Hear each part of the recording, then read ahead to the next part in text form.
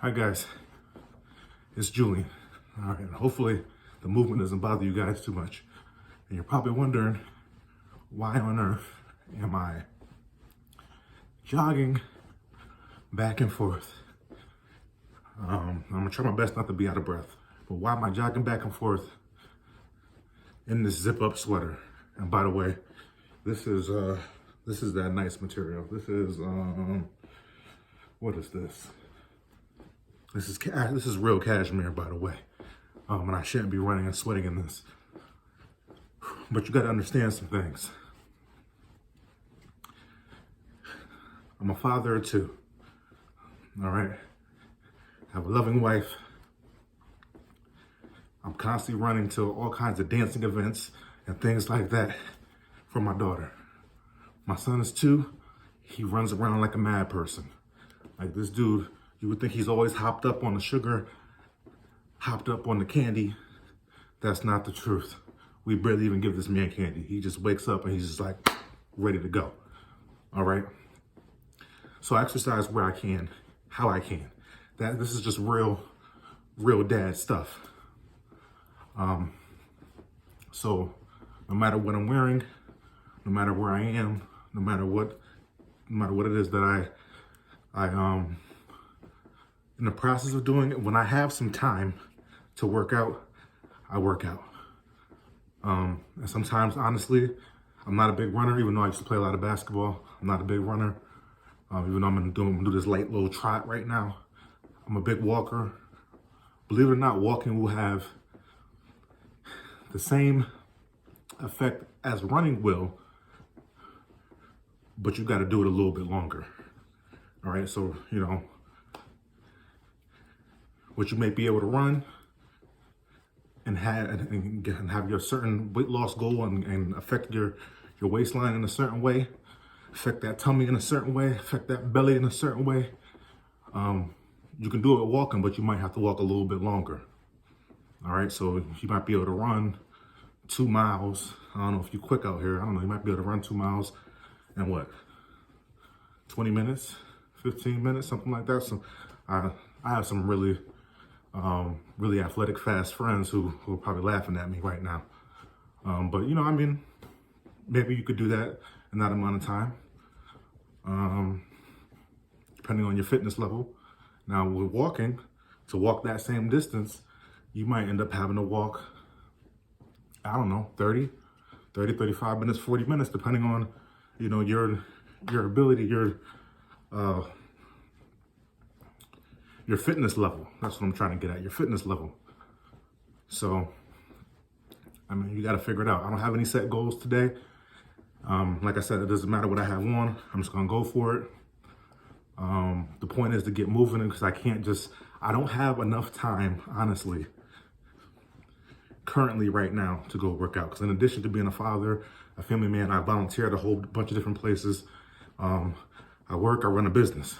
As you guys know, I run a life coaching business. So, I'm constantly jumping on and off calls for various things, various reasons.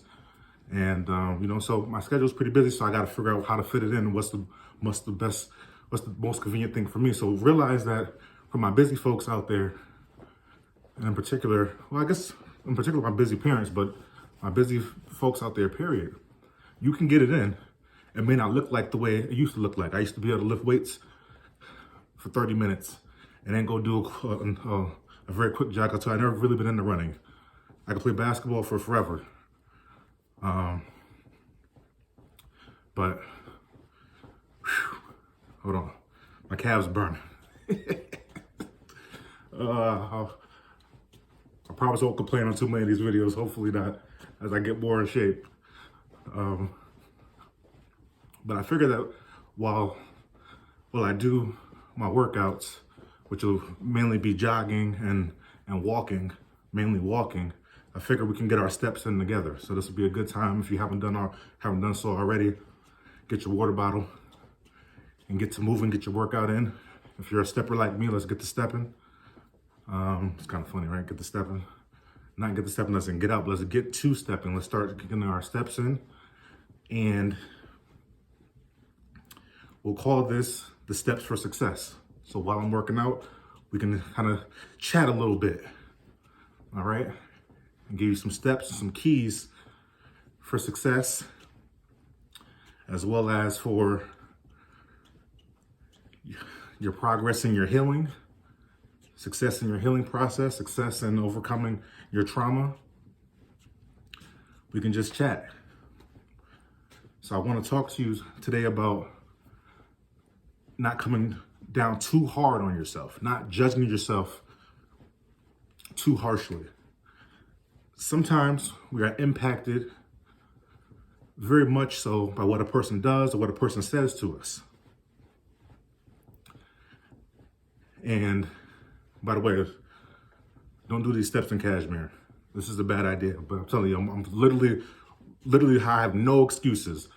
You might see me on here in a 3-piece suit, getting my steps in real quick, because I'm on my way to go somewhere else, but I gotta get it in. And I refuse to have my waistline explain any more than what it already has. All right? So that's what we're gonna do. Okay, all right. I'm gonna try to just walk so I can focus on you. So sometimes people do things to us. Sometimes people take advantage of us. Sometimes people take advantage of our kindness. And we begin to internalize that. We begin to say to ourselves, well, why would they do that to me? It must have been something that I did. It may have been something that I've done. And try your best not to take that outward negative energy and push that inward into you, because what it's going to do is going to create bitterness. All right, it's going to create bitterness, it's going to create resentment, and you'll actually begin to even resent yourself. Or maybe I am too nice.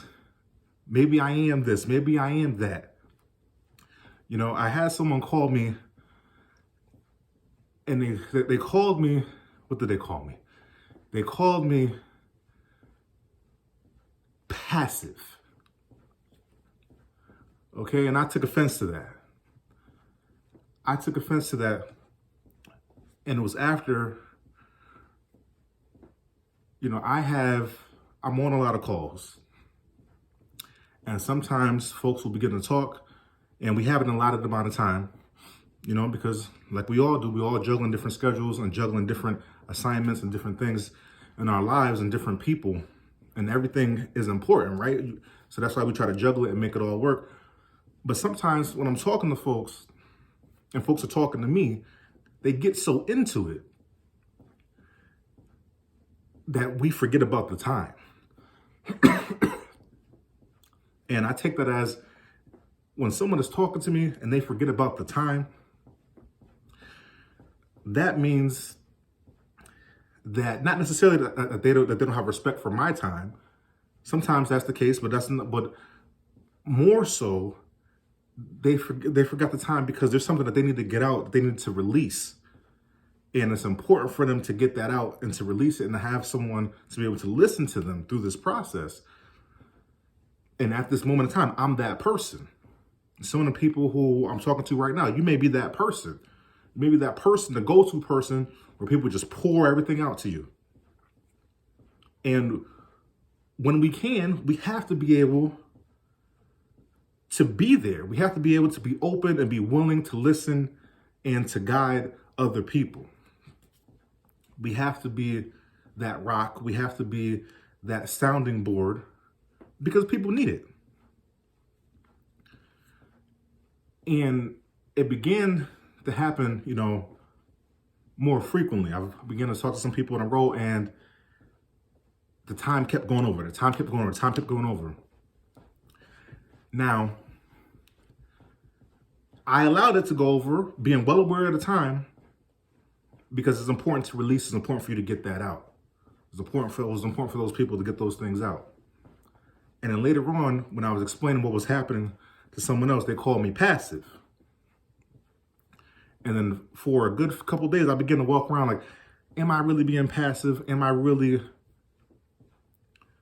allowing people to just walk all over me and disrespect my time?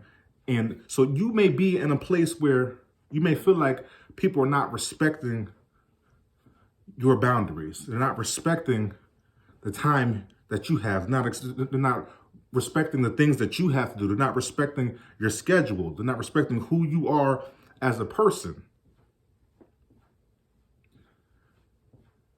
But understand that you're not being passive. You're being helpful. All right? And you're being mindful of someone's progress. And as long as you're not allowing it to happen all the time, because it happened a few times, and then there's one person in particular I had to say, hey, today we got to cut it off at an hour. You know, I'll be glad to speak to you some more, but due to my schedule and due to my family schedule, we got to keep this to an hour. Hope you can respect that. And it worked out and we moved on. So as long as you're not being a doormat to any and everybody, see, I'm selective. I'm selective in the folks who I'll spend a little bit more time with. So as long as you're making that choice, right? You don't allow someone else to control your schedule. You don't allow someone else to control what's going on, but you can consciously decide to really go the extra mile for somebody. And that's not being passive. That's really being a guiding force. That's really being a help. That's really being someone who is more concerned about the outcome for someone else. Someone who's more concerned with purpose than the time at that moment in that particular situation. So I internalized that maybe for 2 to 3 days. And I said, no, I consciously made the choice. I consciously made that choice, and then I let that go. Now, had I held on to that, how can I help somebody else and talk to the next person if I have that playing? And this is what happens. When someone offends you, when someone does something you don't like, it's like having a record. You know, the old records, the old vinyl records, it's like having a record playing over and over again. If you don't know what a record is, I don't know, ask your parents, ask your grandparents, I don't know. But it's like having a continual loop play over and over again that begins to affect and change your normal behavior and change the things that you would normally do as it plays in loops. So we have to be careful of what is looping and what is constantly playing in the background in our minds. All right, because if I had the whole thing in my mind as I'm passive. Why am I being so passive? I gotta be more aggressive. Listen, I'm firm when I have to be firm. But who I am as a person, who I am is I consider myself to be a gentle spirit. Now don't cross me now. Don't cross me now. But I do my best. I really do my best to be a gentle spirit. And that's just who I am naturally. You know, and I try not to allow people to pull me out of my character because there's so much that I have to be able to give and there's so many things that I have to be able to do that if I allow one thing to throw me off course, that could affect another 3 or 4 people. Easily. And then it just keeps trickling and keeps spiraling because then the people who I affect, they can't go and affect someone else and they can't go and affect someone else. And then,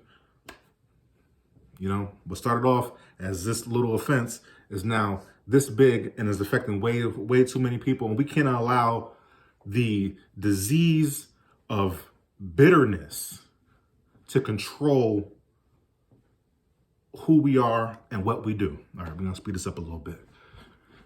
Hope you're getting your steps in.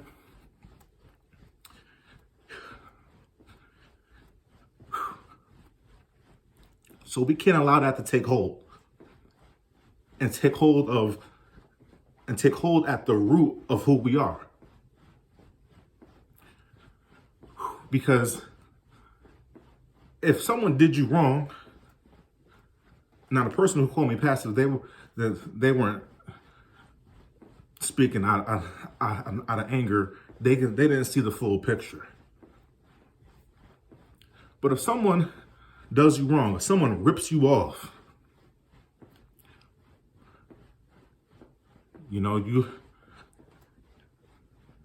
they decide to charge you one thing,